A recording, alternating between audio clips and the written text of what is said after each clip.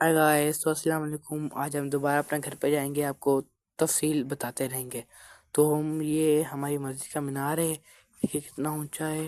तो देखें कितना लंबा हर जगह नज़र आता है। ये हमारी हम जा रहे हैं, देखें रोड पर हरियाली, देखें कितनी, मौसम भी अच्छा है।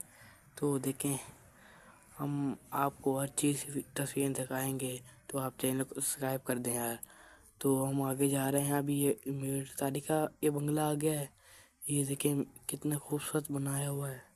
देखें आप कितना खूबसूरत है। तो हम आगे आगे आपको हर चीज़ से बताते रहेंगे। आगे बाईपास भी आएगा, फिर टंडू आएगा। तो अभी ये जा रहे हैं, वो रिक्शा बहुत तेज़ जा रहा है। तो हम जल्दी जल्दी जाएंगे।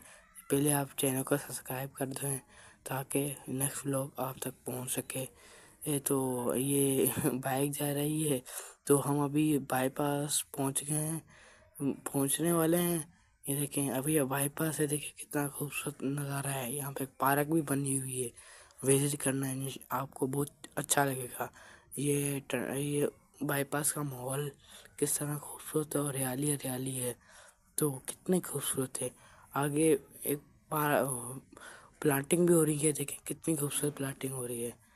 तो अब हम घर पे पहुंच गए हैं। तो नेक्स्ट वीडियो में मिलते हैं। अल्लाह हाफिज़।